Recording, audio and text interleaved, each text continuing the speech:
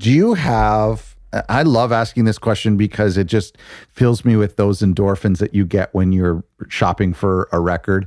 But like, do you have a record store find or a yard sale find or like a flea market find that like just blew your mind? You know, that just like once in every 5 years where you found something you've been looking for or that you didn't know existed. Do you have something like that comes to mind?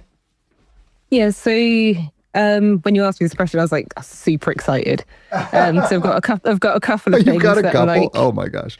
So I'm not really a big collector, but like the things I've got are absolute gems. Oh, okay. And so I got a Captain Beefheart, Lick Off My Deckles. Okay. I found it in a thrift shop, and it's like a pearlescent marble one. Oh, and wow. I didn't even know it existed, and I've done some digging, and I can't find it on Discogs anywhere, so I can only assume it's a random bootleg. Oh, but it's yes, it's beautiful to look at, and like I bought it, expected it to be black vinyl, got it home and opened it, and I was like, oh my god. How much was it? Oh, it was like £7. Oh my goodness. Which is like, absolute bargain. Before you tell me the other one, let me ask you, like, whereabouts are you located? I'm in Cardiff. I'm in Wales. Okay. So the UK. Okay, lovely. So the reason I ask you is like, what is like record shopping like at the thrift store level? Because here in Canada, we have thrift stores. So we have like Goodwill and we have like thrift store chains. And then of course we have like some independent thrift shops and stuff. When you go to the record section there, they're all beat to hell, and they're usually classical and like gospel choirs, you know what I mean? So like they're really maybe some children's stuff. They're not real, like they're pretty close to being thrown in the garbage bin. It would be extremely rare to find a pop or rock record, let alone a rare record. And what's the situation like for you guys there? I think in the UK, we really hold on to our vinyl records. So yeah, everything's, you will get ones that are a bit tatty, but everything tends to be really well looked after, even in like charity shops, like secondhand stores. Okay. Yeah, they're usually in like fairly good condition, and I guess we're really into like our pop music, things like Rolling Stones, like pop and rock music. So you get those are like 10 a penny in a charity shop. You get them everywhere, which is really. Yeah, I guess a little different to you guys. If you wanted to get, and I think this is true in America too, from some of the people I've been talking to on this podcast, but if you wanted to get like a classic, like a Beatles record or like Rolling Stones or like a Michael Jackson record or Fleetwood Mac, you wouldn't find those in charity shops or flea markets flea markets maybe, but like yard sales, you wouldn't find those. Those are now $10 and above in record stores, like you would have maybe 10, 20 years ago. Yeah, I think you can find, there's some stuff that you'll find sort of priced over the odds, but I think everyone's, pretty sort of reasonable with their pricing on secondhand. Like that's just from my experience. I don't go like digging through the crates that often, but from what I've seen, it has all been sort of fairly reasonably priced.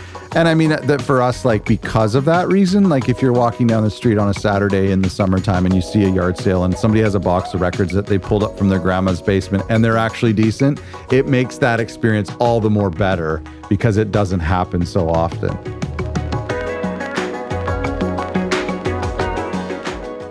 Do you have another? It sounded like you had another experience. Yeah, so the other ones, I guess you'll have to be British to really get the magnificence of my other one. Okay. And so it's in the 70s, there was a comedian called Keith Harris, and he had a duck puppet. Very, very, very quintessentially British. And they had a song and it got to number 1 in the charts. And I found a tombola that was 25 pence for a go. I managed to get a 7-inch of Keith Harris and Orville on. It was a record. And where was that? That was in Worthing, so on the south coast. And that was just a tombola, so it was like 25p a spin, pick out a number, and that was like your raffle prize. Wow. I think, was Keith Harris on Extras, that Ricky Gervais show? I think he was. Like they were making fun of him. Been. Maybe they just referenced him. Anyway, that's that's such a great moment, eh? And like they don't happen very often. No, like that's, growing up watching the BBC, like that was my childhood. You see all these like TV presenters and stuff. So when I saw the vinyl, I was like, that's magical. I we've talked about this a million times, but like to me, it's the records that give you a personal connection with somebody else or your childhood or something those are my favorite in my collection and the ones I'm most likely to put in my office on a bookshelf as like a connection. Let's talk about lathes. This is such an under talked about topic in the music space, and yet it comes across my feed.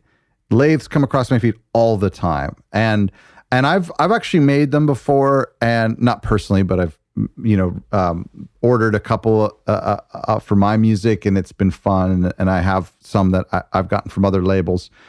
I guess we should start for some of the folks at home who are listening to this that aren't deep into the music industry and are just vinyl fans.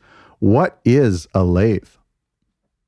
So a lathe is essentially where all records start, whether they're pressed eventually or whether you just end up with a lathe cut.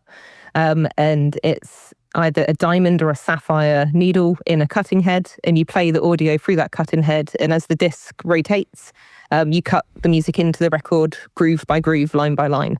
So it's all done in real time. And it's where every vinyl record starts its journey. Right. And then when that happens for pressing, then they will take that. How does that work then? They'll make stampers out of that? Yeah. So for pressing, they'll take their lathe cut, the cut that they've done on their very expensive equipment, and they will go and make like metal stampers out of it, and then those stampers will be used to press the pucks into the shape of the record. So you can then use that initial disc to make hundreds and hundreds of copies. Whereas then lathe cuts, the way that I do it, is a little bit different, where we just make them all one by one in real time. Right. It is because of that. They are obviously more expensive because it's real time, and it's so there's so much human element involved, right?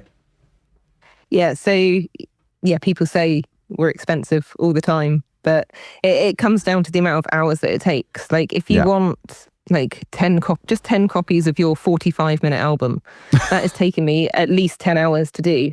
By the time I've like warmed up the disc, stickered the disc, prepped it, and like made them all. So like that's what you're paying for, is you're paying for the time that I'm spending like making your music sound good on vinyl. I get from the defensive nature of that answer that people come to you all the time saying, wait, I'm only doing 10 copies. Why is this more expensive than the other way? Or why is this so expensive?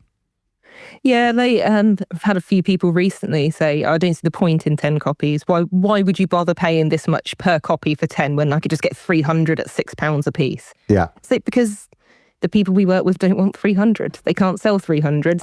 300 at £6 each is 280 under your bed for the rest of your career, potentially. Whereas we can do 10 copies. It is more expensive, but you can sell 10 and you can get the money back on all 10. So you don't have to be out of pocket. No, there is and that's a good segue into like the place for lathes when it comes to record labels and indie artists, and versus the place for traditional pressing of 300, 500 copies. It's not, they're two completely avenues, two completely different applications. I really don't think that any artist should be going to your website to look at the pricing and the quantities and comparing that to a traditional pressing plant, right? Mm. Yeah, it's very much apples and oranges. I think. If you boil it down to unit price, pressing's going to beat us every time, but it isn't that unit price really. Yeah, I want to talk about. I want to ask you about some of the specifics about lathe, but while we're on this topic, what do you think if a record label or an artist is making 10, maybe they're making 10, 12 inches, or they're making 10, 7 inches, and it's got this artwork. Looking at your website, let's just pull a random number that it's maybe going to cost you £10 per record, per 7-inch, let's say. And that comes again with a label and like a one-sided insert, right, in a little poly bag or like a little plastic bag. They look beautiful. So let's say this happens. What then do you think different from if that were done, if they were doing 500 copies, they could sell those for $5 or $10. What do you suggest, like a record label or an artist? Like, these can be hand numbered. It's got to be communicated to the audience that there are only 10 of them in existence in the whole world, and that they were made by a human being cutting each individual one. Of course, I know that the pucks are made by humans too, but like, seems a little more intimate. How do you kind of communicate that to indie artists and to labels to say, hey, this is different, you should be charging more? It's obviously up to labels how they want to charge them, but like we try and get them to lean into the DIY aspect of it. So when someone buys one, like sign it, or like you said, hand number it, or like make sure you pop some stickers in there, or like some badges, and just like try and make it more of a piece. Like we've had a few sort of artists put in like drawings, like charcoal drawings and stuff, and they've done their own artwork, and they've done like tri-folding like inserts and stuff, and they just make it like a beautiful collector's piece, which is what it should be. If there's only 15 of them, it should be a collector's piece. And if you put a lot of love and attention into it, you can charge a lot of money for a lathe cut, even a 7-inch. We've got a local artist near us. She's charging £29 for a 7-inch record, and it was completely justified because of everything that went with it. All of the artwork was beautiful. There was like lyric sheets, and there were handwritten notes, and that's the way you need to be pitching them to, well, how we discuss it with record labels, but it's also how you pitch them to your fans, and like you want to interact with your fans and make it that personal experience. Well, it's great advice to the labels and artists who are listening, but it's also a little bit of insights to the record collectors who are listening, who are maybe questioning why something is £29 for a 7-inch. But it's that scarcity. It's that how special you make it. And all of a sudden, I think then the finances seem to make sense. And I was thinking about today, I was looking at your pricing on your website, and I was thinking about how I would make it work. And I would go, okay, if there was 10, I could definitely sell 10 of something. I know online, and even if it took me a little bit of time. But I think the scarcity element to sell 10, I'm probably going to keep one for myself, so I only have to sell 9. And like, you start to look at that and go, well, if it's $20 and it comes with a note and it comes with the stickers and there's, it says one of 10, and the faster they order, the lower the number they get. All of a sudden, it's like, it's not absurd to sell it for £20, and I've only paid £10 for it. That's actually a pretty good profit margin. And then going forwards, because we do work with emerging artists, it is the emerging artists that we work with. If you've then got that number 3 of 10 lathe cut from this artist who then goes on to play this festival and that festival and onto stadiums, and then you've got that one little piece of magic from years ago when they were just starting out, and like it then becomes that kind of snowball effect, I think. Correct me if this is dumb, but I see traditional pressed quality 12-inch records, like high quality 12-inch records, as the official, this is just my viewpoint, but I see it as like the official vehicle for music, giving like the best listening experience possible. Whereas I see, as we're talking about, I see lathes as like collectibles, as a merch item. In my mind, I separate the two. I don't really compare them, the apples and oranges, as you said. I just see one as the gold standard for how I listen to music. And then I see lathes as these cool items that I would put on my bookshelf as like a token of my love for that artist, or some sort of statue of this artist, of this music. Is that a fair summation of the two? Is that they actually, one is this like way to listen to music and they shouldn't be compared? Yeah, I think that they can complement each other massively. Like you said, listening to a 12-inch start to finish, everything's in the order it should be, and it sounds beautiful. But yeah, the collectibles, the lathe cuts, it's what as a kid you would spend your pocket money on. And that's kind of how I feel about it. It's like you feel a little bit naughty because you've managed to get hold of this like very rare thing, and it's like, oh, I shouldn't buy it, but I will. And it's like that's how I feel about lathe cuts. They're kind of like that naughty gift to yourself that you should definitely be buying for artists that you like. I think of them the same way as bootlegs. My bootleg collection, the artwork is put together by hand. They're photocopies and they're goofy and they're illegal and there's typos all over them, and the record is not the best quality and the sound recording is horrible, but just this feeling naughty having this thing that very few other people have. I gravitate towards those more than the proper albums. I'm not talking about pirated records, but I'm talking about the old school live recordings. So I totally get that. I see the parallel there. Let's dive into the specifics for some people in our audience. For me, actually, I'm curious about it. Talk to me about mono versus stereo. Are the records you do stereo? Do you do mono? How does that work? So everything we do is stereo. Okay. We're set up with quite a modern lathe. So it's all been created for making stereo records. But lathe cuts historically were made on, I guess, cheaper, older models where mono was the standard for lathe cuts. So you can still get mono lathe cuts. There are companies out there doing them on old equipment, but everything that we do is stereo. Right. It's not quite the stereo width that you would get for a pressed record, but we get, for the equipment that we have, we get really good duplication. Let's say that just a normal record that comes from a pressing plant, let's put that out as a 10 out of 10 on sound quality. I'm not saying it is, and not all of them are, but let's just say it was done with the utmost integrity and mixing and mastering, and we have a 10 out of 10. Where does the 0 being unlistenable, where does lathes fall, the lathes that you create? Be honest, I'm curious.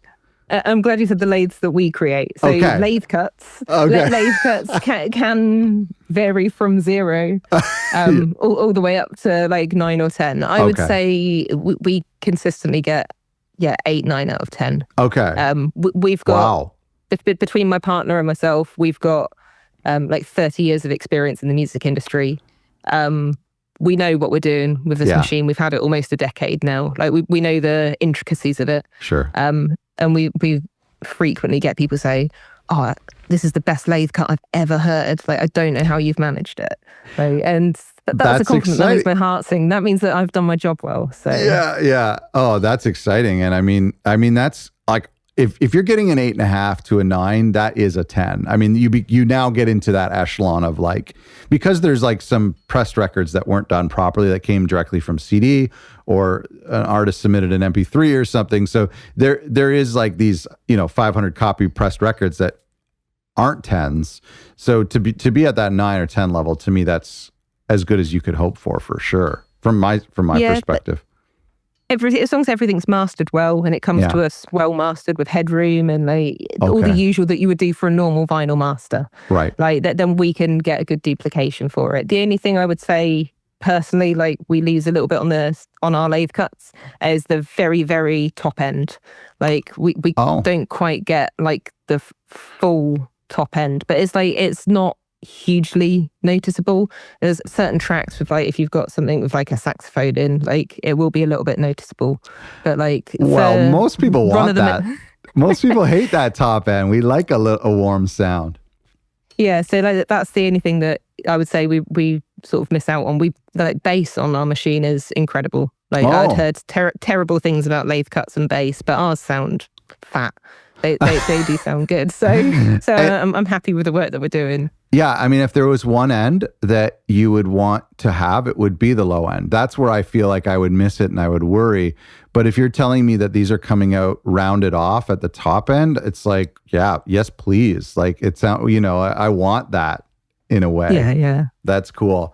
Are there genres that sound better, or like certain types of mixes that you find lend itself better to vinyl in general, or to lathes?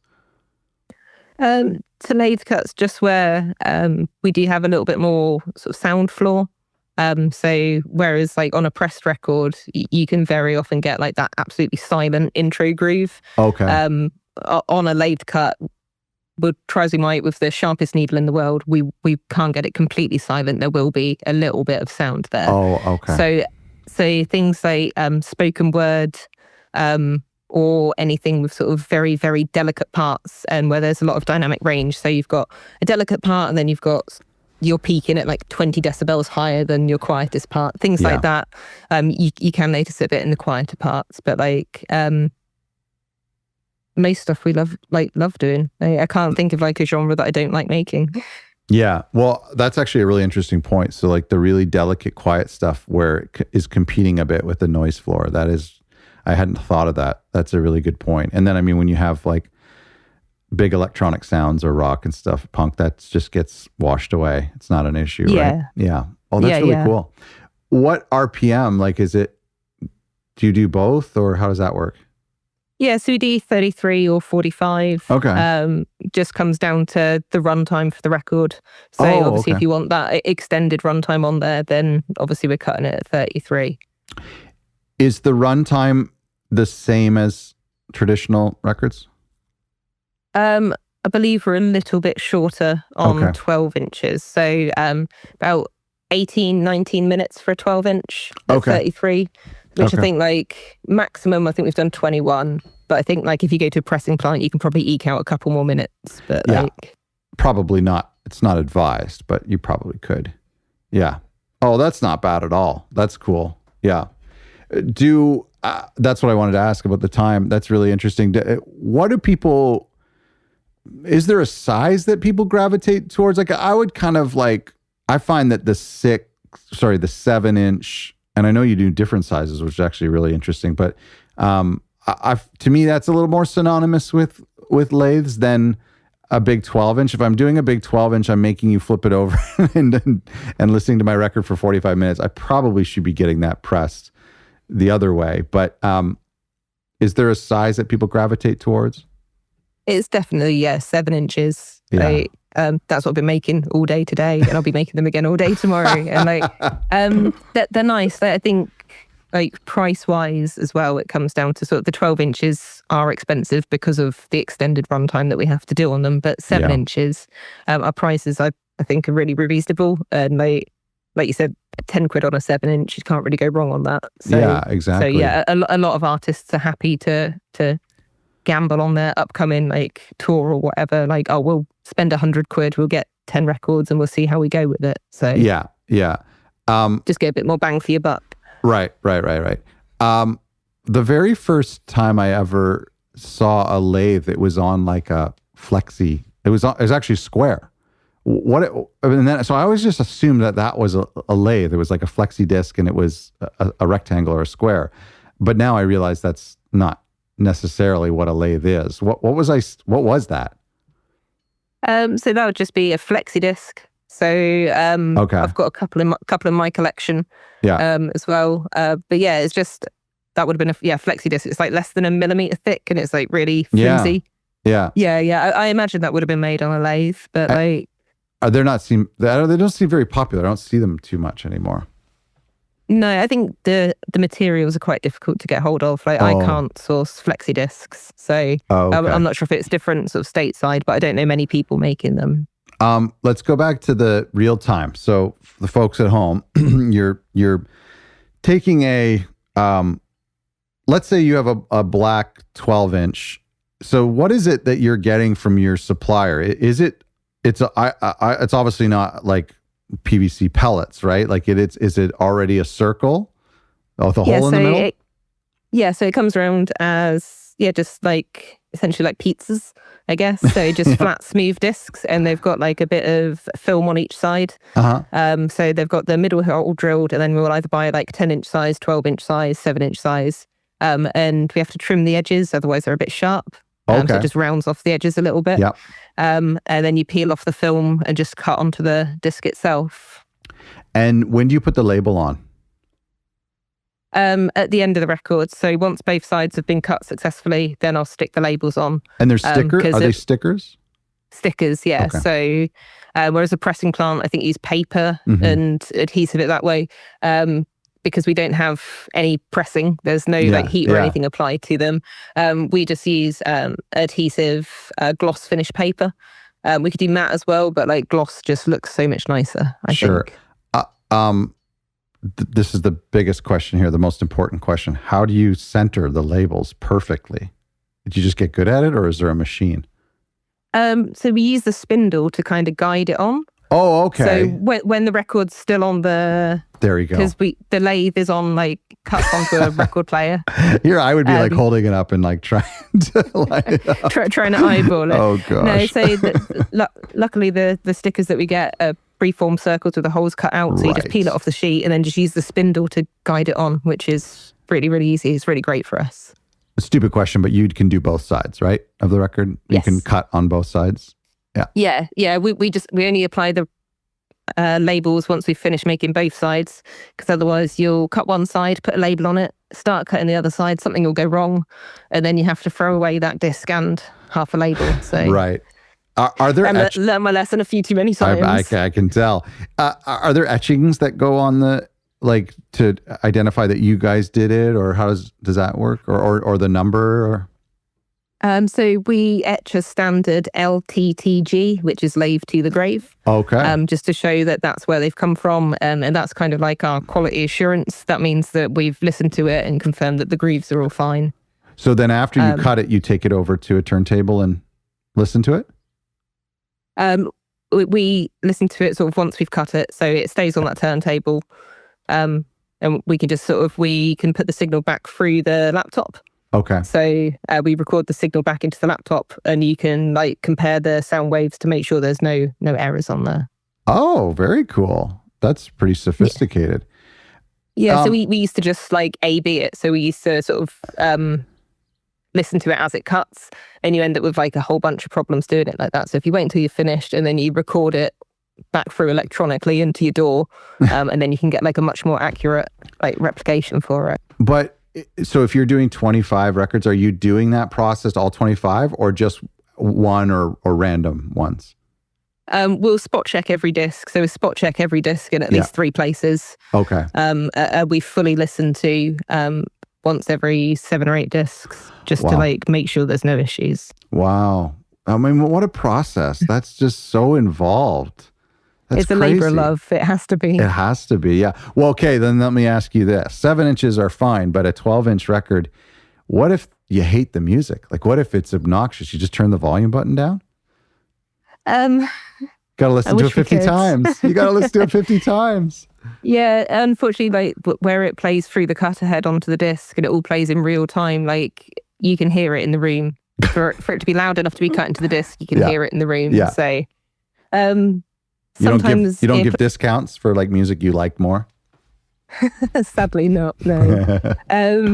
But sometimes earplugs go in if it's something particularly like punk or a bit tinny. Like sometimes like tinny, you can still like not like proper earplugs like I'm going to sleep, but earplugs just enough to like take off. Like if you were going to a gig, just to like take off like the harshness of it a little bit. Oh my gosh. I'm so picky. I'm such a princess when it comes to listening to me. When I went to a pressing plant years ago, and they gave me a tour of the plant, and they showed me this room where people listen to every single, like one out of a whole run, they'll listen to it on headphones start to finish, and that's like their 9-to-5 day job. They just some lady comes in, sits down with her cup of coffee and listens to these records. I'm like, that would be murder. I mean, you get to listen to one cool record before everyone else does, but that would be, I couldn't handle that. I can't listen.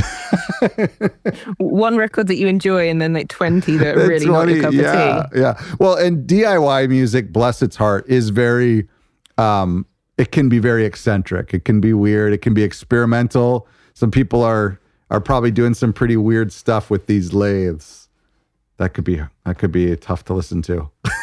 Yeah. We've had a few. I don't know how. I probably can't say it because this goes on YouTube, doesn't it? So it's probably, I can't say a swear. Go ahead. Well, no, you. Well, go. No, you could go ahead. Go ahead. Well, the C word that us British people like. Oh yeah, I love that word. Yeah.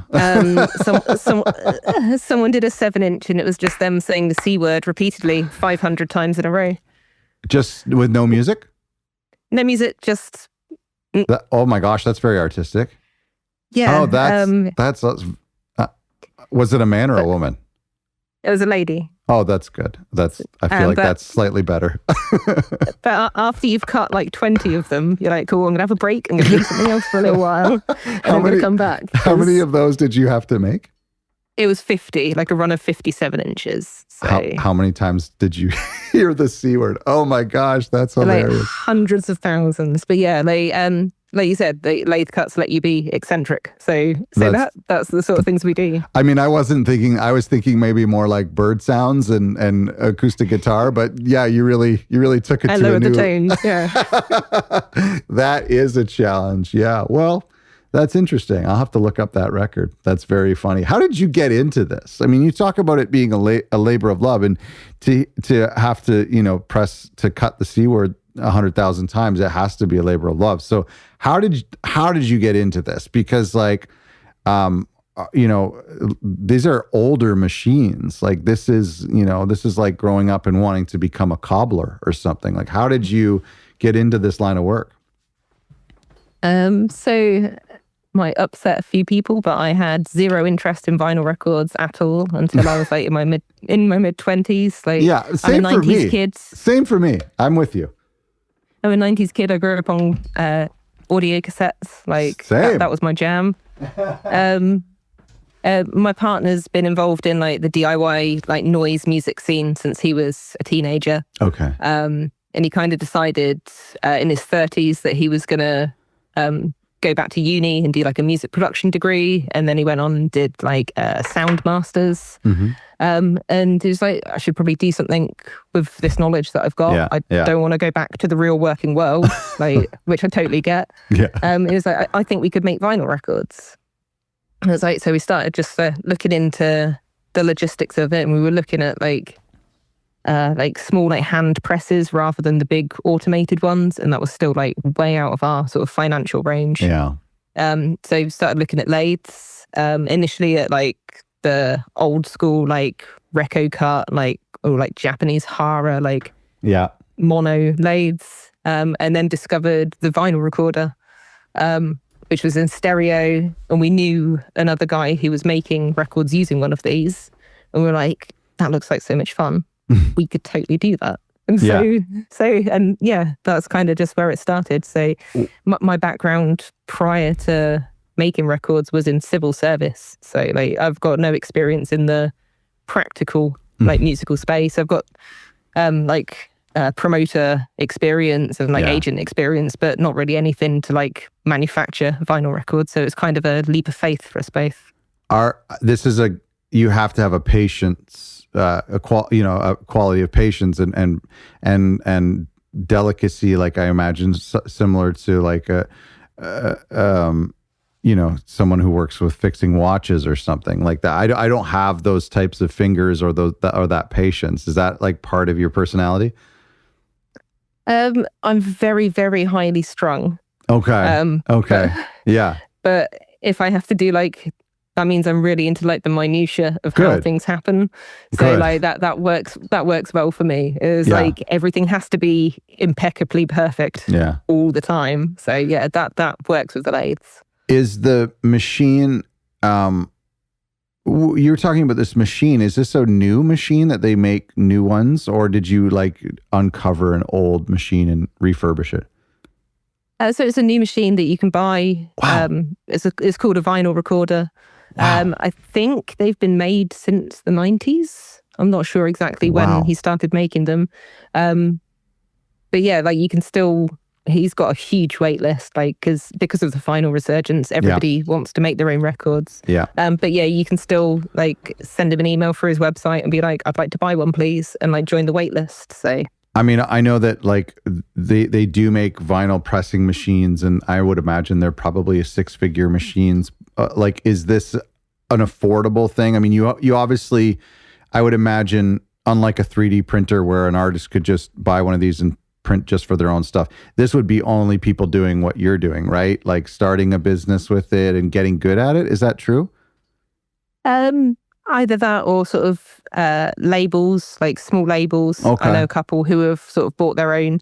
It's not a huge amount of money, but it's not change. Like Yeah. it's the cost of a small car. Like it's Oh, it's wow. not a small amount of money, Oh, but yeah, it's wow. also Yeah. not. It's not £500,000 like a pressing plant. So like, Yeah. it's definitely attainable. Right. And so where are these made? Is there like, where's this guy from? Germany. I was going to guess Germany. Yeah, I was going to guess. Yeah, like deepest, darkest Germany, like southern Germany. And yeah, it's crazy. Like he just makes them in his shed, I guess. Oh, yeah. Like, yeah. Yeah. And you go down, and when you buy one from him, you have to go down and learn from him over the course of a weekend. And he won't sell you one until you've done the whole weekend's training. Oh my goodness. Wow. That's kind of fun. And so it is, yeah. So like people come from all over the world. Like I know Robin Red Spade Records over in Canada. She had to fly to Germany to go and do her training, to fly home, to then have it shipped to her. So like people travel from all over the world for it. Yeah, I spoke to her about that. I didn't realize it was the same guy. Oh, that's I mean, there's probably not a ton of guys around doing these. That leads me to my next question is this a growing format, do you think? I mean, of course, I know you're biased, but you're also gonna, you know the truth. And I mean, like vinyl is growing. And as we've been doing this podcast and as I've been doing the other podcasts for many, many years, there seems to be no limit to how much vinyl is growing. It just keeps growing and growing and growing. Is that happening with lathes as well? Do you think there's a swell that's happening from the label and artist side of things and also the fan collector side of things? Definitely. Like our like interest and emails and stuff for us has grown like exponentially, like week on week, basically since we started. But like since COVID, I think like since the end of COVID, people have really sort of gone full force into collecting vinyl records, and labels are really looking at diversifying, because at some point you're not going to be able to tour again. And so people want to have those income options. And so a lot more people are looking at vinyl as a source of income now, rather than just relying on those live gigs that they would usually rely on. I feel like what I like about it is that it's, you know, you do these 300 records of your full length record with big artwork, and it's a release you do every 3 or 4 years. And so it justifies having all of these records that you sell in pre-order and you sell on release week. And then most likely you sell the back half over the next couple of years selling through this. Lathes are just something completely different in my mind, where it is about like us doing a small little exclusive thing, and maybe it's just for a single that's not attached to an album. So I feel like they do have a place in tandem with like a traditionally pressed record in a way. Yeah, I think like, especially for if you've got tours coming up, like to be able to, especially because turnaround time for lathe cuts is half what a pressing plant is. Oh, is it? Really? Like, okay. We can make records, if you really need them, we can make and ship them within 2 weeks. Oh, wow. Like, wow. Our turnaround time usually sits about 6 weeks, which is still that's great. far superior to pressing plants. But like, if you've got a tour coming up and you're like, oh, we haven't got any merch, quick, I'll send an email. Like, can we just get 20 copies of this just for this tour? Make it tour exclusive. Yeah. And then like you can charge what you want on the merch desk for them. Like, you can include it with a ticket or whatever. Like, it's another way of making income, because we know like venues are taking chunks and like people aren't going to gigs. People don't want to pay for tickets. So like, if there's a way of adding another stream of income into you being an artist and you being able to remain a musician and not having to work that shitty job down the road, like that's what they should be used for, I think, is just to supplement everything else that you're doing. How do you think this can grow? What would you like to see happen to, maybe you don't want to get busier, but how do you think, what needs to happen to bring lathes more into the conversation and into the vinyl conversation? People just need to know that lathe cuts exist. Like, I speak to people weekly who have no idea that you don't have to order 100. Like, they just don't know that lathe cuts are an option. And as like an emerging artist and you don't have any money, like you can like put a vinyl record for sale up on your Bandcamp without having one in your pocket. You can put it up for sale on Bandcamp and you can see what pre-orders come in, and then you can pre-order those 3 vinyl records and sell them direct to the fan, and you've already got the money in your pocket before you even ordered. Wow. And so I think people need to know that you don't have to have £4,000 to get vinyl records. You can start with 50 quid and you can have a vinyl record and you can grow from there. Like, there just needs to be more discussion about options for these emerging artists. I think I asked this question to Robin as well. It seems to me like you maybe, well, do you have a cap of quantity? I think it was maybe Robin who had, at the time when we were speaking, which was years ago, that she had maybe capped it around 50. I don't know if that was just for her own sanity but like, is there a quantity cap?